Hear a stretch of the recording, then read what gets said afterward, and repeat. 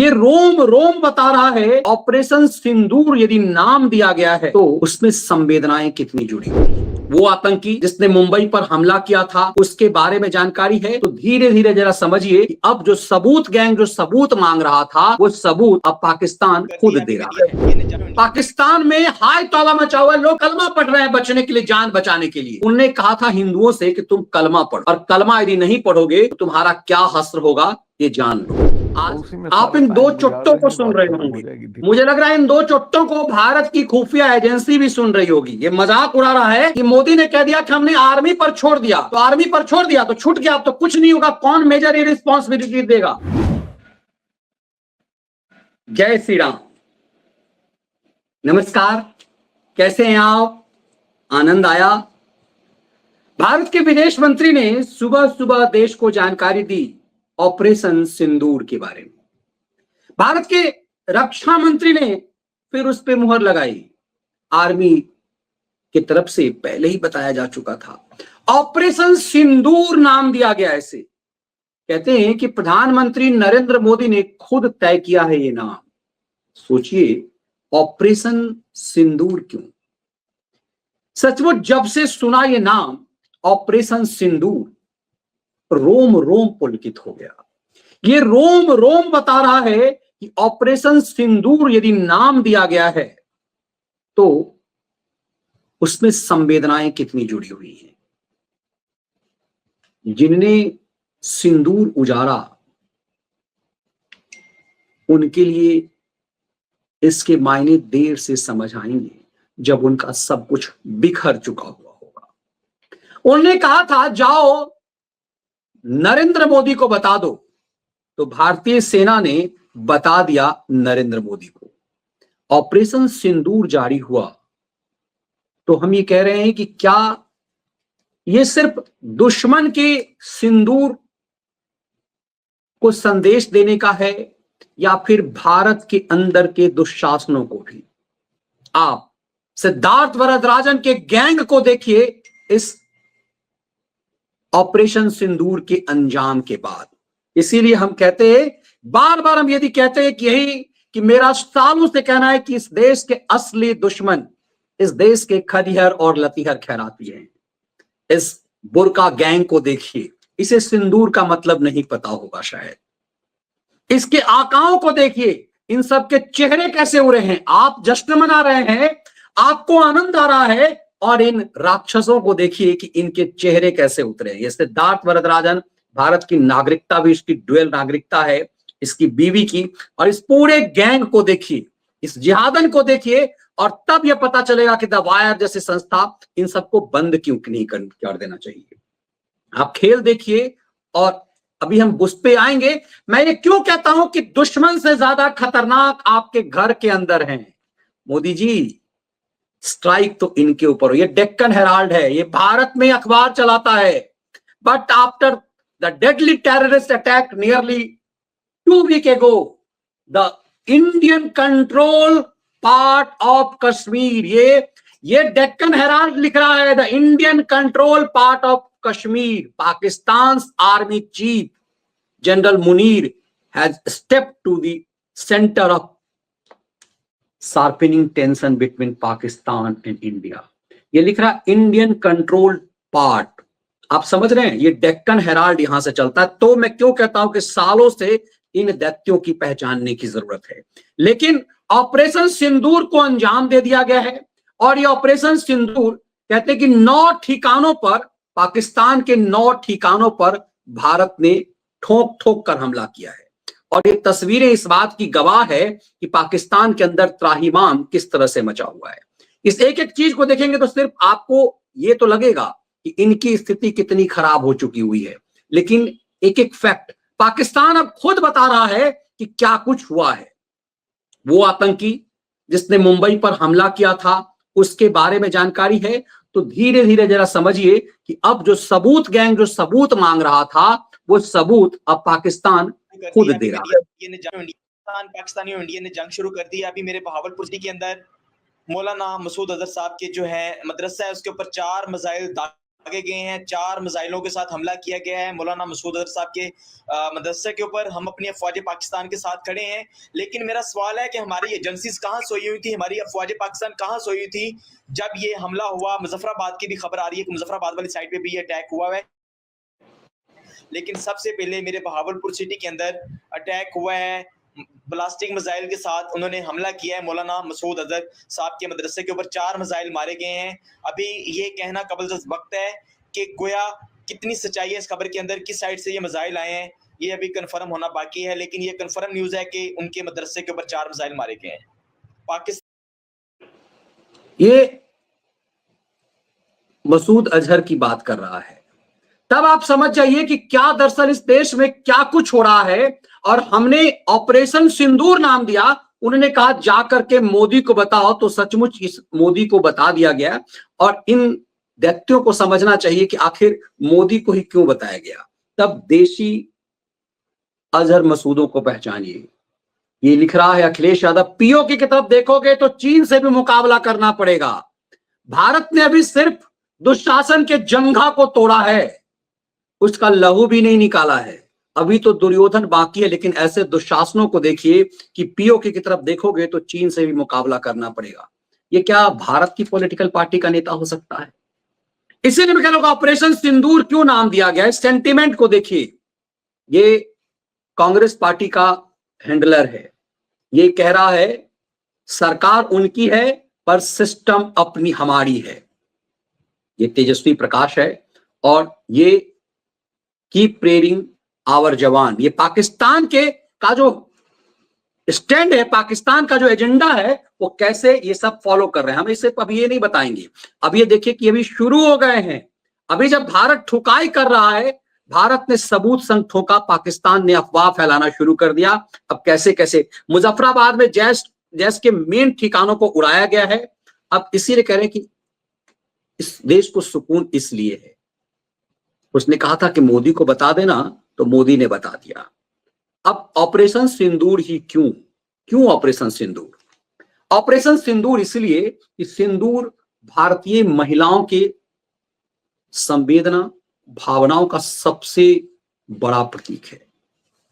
सिंदूर हिंदू महिलाएं लगाती हैं और ऑपरेशन सिंदूर नाम जो है अपने आप में बताता है कि उन्होंने मजहब पूछ करके मारा था। हिंदू हो, मुसलमान हो, हिंदू हो तो अलग हो जाओ, मुसलमान हो तो अलग हो जाओ, ऐसा उनने कहा था। और उसके बाद जब उनने हिंदू और मुसलमान वाली बात करी, उसके बाद कहा कलमा पढ़कर सुनाओ। अब ट्रेंड कर रहा है कि वहां कलमा लोग पढ़ रहे हैं। पाकिस्तान में हाय तौबा मचा हुआ, लोग कलमा पढ़ रहे हैं बचने के लिए, जान बचाने के लिए।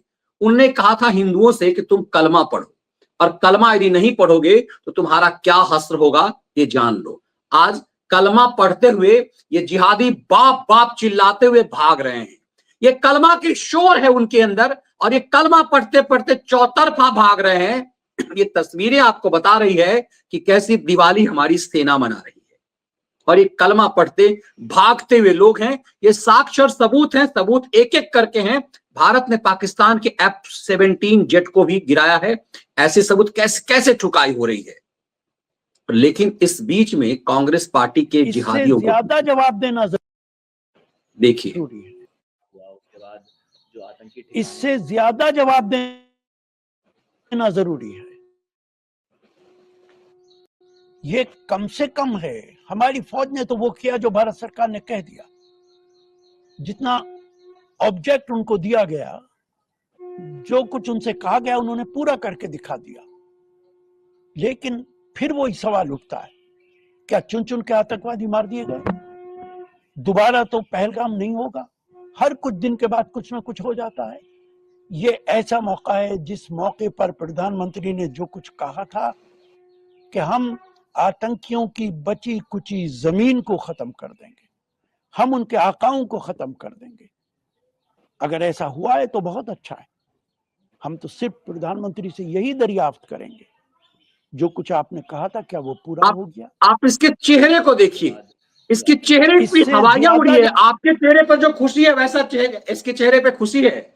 ये लग रहा है कि इसका इस्लामिक टेररिज्म पर जो चोट लगा है उससे कितना बेचैन है। इसके चेहरे को देखिए, बहुत सहज उपलब्ध है। हम लोग कांग्रेस पार्टी जब कवर करते थे तो इसके यहाँ पहुंचना सबसे था। ये बेचारा परेशान रहता था, दिल्ली के लुटियन दिल्ली पे किराए का मकान लिए हुए जिसमें अंग्रेजों के घोड़े रहते थे, उसमें कांग्रेस के घोड़े रह रहे हैं।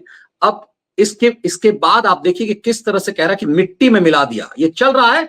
और लोग बता रहे हैं कि सबूत क्या है। सबूत नंबर 1 क्या है? प्रधानमंत्री मोदी ने मधुबनी में कहा था आतंकवादी और उसके बैकर्स को हम ऐसी सजा देंगे जो उसके कल्पना से परे होगा। आप सोचिए, देश भर में चल रहा था कि मॉक ड्रिल होगा, लेकिन मोदी कहते जो हैं वो तो करते ही हैं। उन्होंने कहा था मिट्टी में मिला देंगे तो मिट्टी में मिला दिया, लेकिन जो नहीं कहते हैं वो कैसे करते हैं, ये साक्ष्य और सबूत नंबर 5, 6 ये बताया जा रहा है किस तरह से एक एक सबूत है। बहावलपुर में त्राहिमाम मचा हुआ है, लेकिन इन सबको देखिए, ये सब क्या कर रहे हैं, ये प्रोपेगेंडा। इसीलिए मैं कह रहा हूं कि असली ठुकाई इन उन्मादियों की है। जब तक आप करवाने के बाद मुझे ये बताइएगा, अगर इतना गरजने के बाद रिहर्सल्स, ब्लैकआउट एयर सायरन्स की रिहर्सल्स करवाने के बाद हिंदुस्तान ने कुछ नहीं किया, what will the world think? देखिए, वर्ल्ड में तो अभी आपकी बहुत बेइज्जती हो रही है। इवन पाकिस्तानी आप पे हंस रहे हैं कि बताइए साहब, ये हम पे हमला कर रहे थे। एक पाकिस्तानी मिनिस्टर ने तो कल कहा कि मैं आने दो।